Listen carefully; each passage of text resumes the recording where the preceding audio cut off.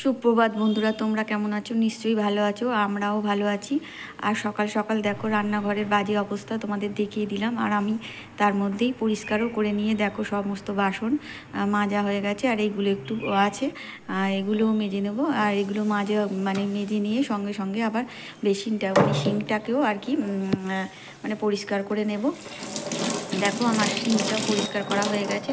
আর সকালে এদিকে মোটামুটি কাজ বলতে ঝাঁট দেওয়া আর সদরে জল দেওয়া এগুলো সব কিছু হয়ে গেছে, চৌকাটে মোছা সব কিছু হয়ে গেছে। এবার চাটা করে খাওয়া হবে, তারপর ঘর টরগুলো পরে মুছবো। আর সেই জন্য দেখো একদম সিঙ্কটাও ভালো করে মুছে মেজে নিয়েছি প্রথমে। আর এখন স্কচব্রাইট দিয়ে আর এখন সেটাকে ভালো করে জল দিয়ে ধুয়ে মুছে নিচ্ছি।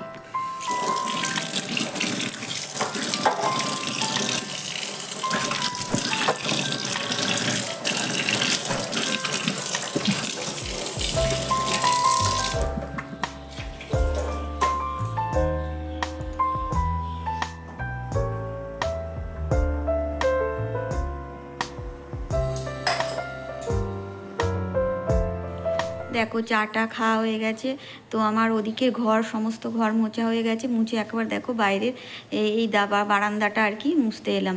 আর এটা মুছলেই আমার সমস্ত মোছা কমপ্লিট হয়ে যাবে। আর এইখানে আমি লাস্টে মুছতে আসি, কারণ এটা এখানে জুতো টুতো রাখা হয়, সব কিছু রাখা হয়। একদম সব ঘর টর মুছে নিয়ে এখানে আর কি লাস্টে মুছতে আসি। এখানে সাইকেল থাকে, বাইরের জিনিসপত্র বলতে ওই বাইরে থেকে এসেই আর কি এখানে জুতো রাখা, সাইকেল রাখা এইসব করা হয় বলে তাই একদম লাস্টে মপটা নিয়ে এখানে মুছতে আসি। তো এখানেও মুছে নিলাম, মুছে নিয়ে এইটা আবার ছাদে দিয়ে আসবো একবারে, তা না হলে আবার শুকাবে না। আর দেখো তার মধ্যে তোমার দাদাভাই এসে গেছে। আর আজকে বাবু কম্পিউটারে যায়নি, তাই আমাদের এই কাছে ময়নারপুর বাজার থেকেই আর কি বাজার করে নিয়ে চলে এসছে। আর মাংস কিনতে গিয়েছিল, তো তেলচাপটি মাছ সহজে দেখতে পাওয়া যায় না, তো তেলচাপটি মাছও এনেছে। সেই মাছটা একেবারে কেটে নিলাম। এগুলো তো আর কেটে দেয় না বাজার থেকে, তাই আমি বসে আর কি কেটে নিলাম। আর এদিকে মাংস এনেছে আর মাছের ডিম এনেছে।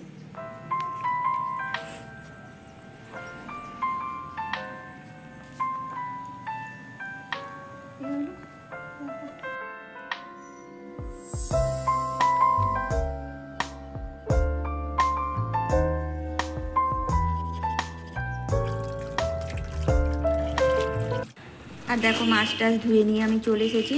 আর আজকে এই যে বস্তার চালটা প্রথম খাওয়া হবে, দেখতে হবে কেমন চালটা হয়। দোকানদার তো আর কি বলে দিয়েছিল যে ভালো চাল হবে। তো আজকে প্রথম খেয়ে দেখবো যে চালটা সরু কিনা।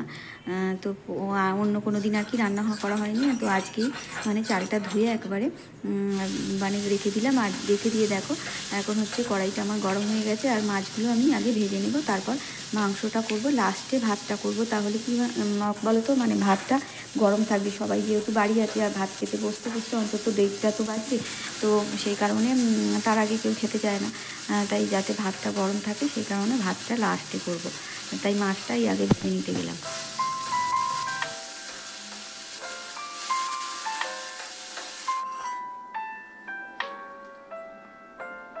দেখো আমার মাছ ভাজা হয়ে গেছে। আর অল্প তেলে কিভাবে আমি মাংসটা রান্না করি সেটাই তোমাদের আজকে দেখাবো। অল্প তেলে ঢাকা দিয়ে দিয়ে মাংসটা করব। আর প্রথমে দেখো পেঁয়াজ আর রসুনটা দিয়ে দিচ্ছি। আর দিয়ে একটু পেঁয়াজ রসুনটা ভাজা ভাজা মতো হলে তারপর মাংসটা দিয়ে দেবো। মাংসটা একটু ভাজা ভাজা হয়ে গেলে লবণটা একটু পরেই দেবো।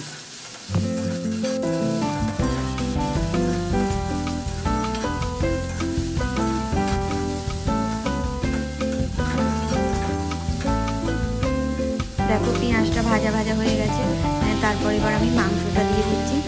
আর মাংসটাও হালকা একটু নাড়াচাড়া করে ভাজা মতো করে দিয়ে তারপর সমস্ত মশলা দেবো। লবণও তখনই দিয়ে দেবো, কারণ এখনও আমি নুন দিইনি।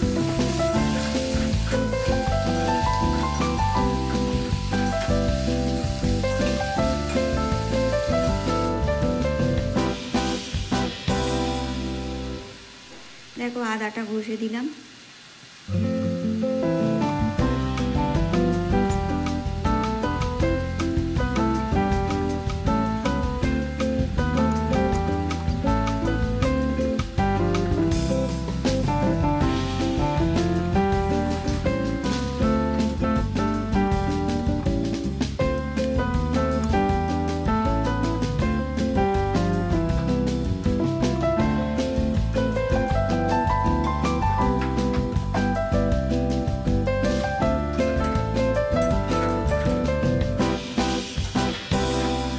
দেখো এবার সমস্ত মশলা দিয়েছি, মশলা দিয়ে ওইভাবে কষাতে থাকবো আর কষাবো আর ঢাকা দিয়ে দেবো। আবার মানে খুলে নাড়াচাড়া দিয়ে আবার ঢাকা দেবো। তো কিছুক্ষণ দেখো কষানো হয়ে গেছে, দেওয়ার পরে আমি এবার টমেটোটা দিয়ে দিলাম। টমেটো দিয়ে কিছুক্ষণ নাড়াচাড়া করে আবার ঢাকা দিয়ে দিয়েছি। এভাবেই 2-4 বার করতে করতে তারপর আমি মানে আলুটাও মিশিয়ে দেবো এর মধ্যে। আর এক্সট্রা করে তেলে আলুটা আমি ভাজিনি, এই মানে তেলের মানে এই মশলার মধ্যেই আর কি আলুটাও দিয়ে দেবো। আলুটা যেহেতু সিদ্ধ করে রেখে দিয়েছি, দেখো আলুটা এবার মিশিয়ে দিলাম আর দিয়ে এভাবেই নাড়াচাড়া করে আবার আলুটা শুদ্ধ আর কি ঢাকা দিয়ে দেব। তাহলে আলুর যে সিদ্ধ গন্ধটা আর কি চলে যাবে আর অল্প তেলের মধ্যেই মাংসটা এইভাবে রান্না হয়ে যাবে। আর এখন সব বাড়িতেই হচ্ছে অসুখ বিসুখ আছে, তাই যাদের গ্যাসের প্রবলেম মানে সুগার প্রেশার আছে, এইভাবে রান্না করলে মানে অল্প তেলে মাংসের টেস্টটাও খুব ভালো হয় আর মাংসটার মধ্যে তেলটাও তোমার শরীরটা বেশি খারাপ করবে না। সেই জন্যই এইভাবেই আমি বেশিরভাগ সময় রান্না করে নিই, তাই আমার মানে রান্নার মধ্যে তেলটা খুবই কম থাকে।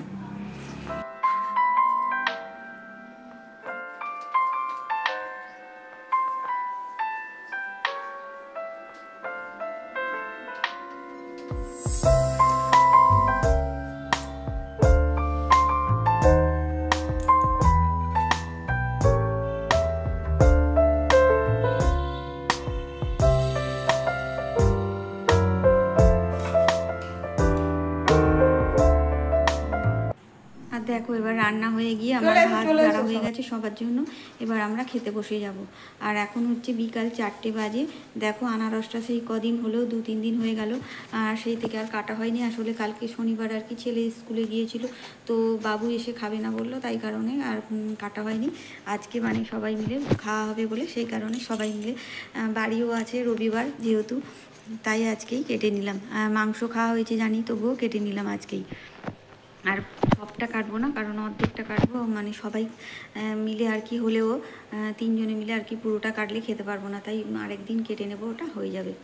আর ছুরির সাহায্যে দেখো আনারসের যে চোখ মতো আছে এগুলোকে তুলে ফেলবো, তা না হলে গলা ধরবে। সেই কারণে এই মানে ছুরিটা দিয়ে আর কি এইগুলো চোখগুলো আর কি বের করে দিচ্ছি। তারপর কেটে আর লেবু রস দিয়ে আর লবণ দিয়ে বেশ ভালোই খেতে লাগে, সেইভাবেই খাওয়া হবে।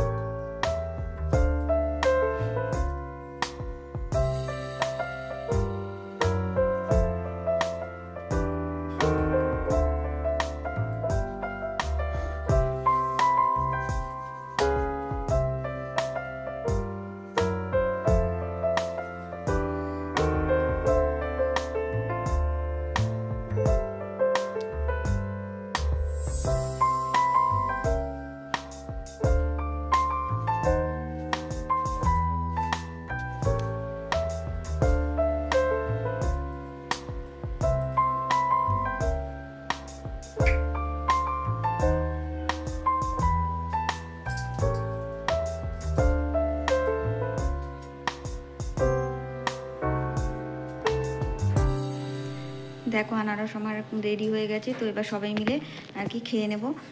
আর তার আগে লেবু রস আর লবণ একটু ভালো করে মিশিয়ে দিচ্ছি।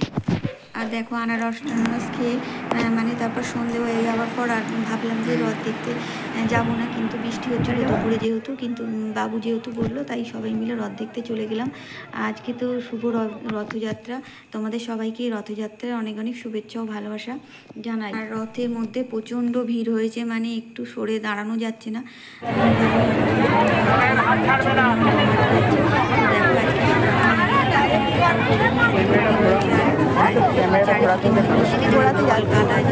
খেলাধুলা হচ্ছে,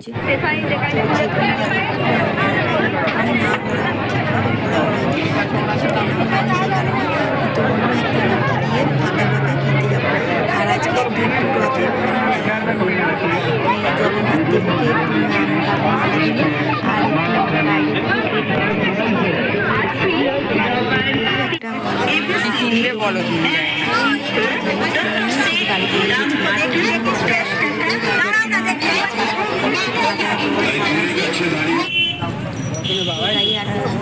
হ্যাঁ হ্যাঁ আমাকে দেখা তুই তোর বাপি আগে যা, তুই আর তোর বাপি আগে যা। এখন বাইরে চলে এসেছি, দেখো রাস্তা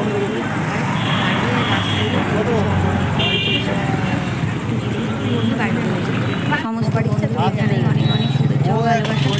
তোমরা যারা আমাকে অনেক ভালোবাসা পাশে দাঁড়িয়ে, আর পুরনো বন্ধুরা তো সবই যেন লাইক কমেন্ট শেয়ার করতে ভুলো না। তো দেখো আমরা জিলিপি নিয়ে এসে এবার জিলিপিটা খেয়ে নেব আর কি, একটা প্লেটে ঢেলে নিলাম। তো আজও আমি এভাবেই বিদায় নেব, আবার কালকে একটা নতুন ভিডিও নিয়ে তোমাদের সামনে চলে আসবো। ততক্ষণ তোমরা ভালো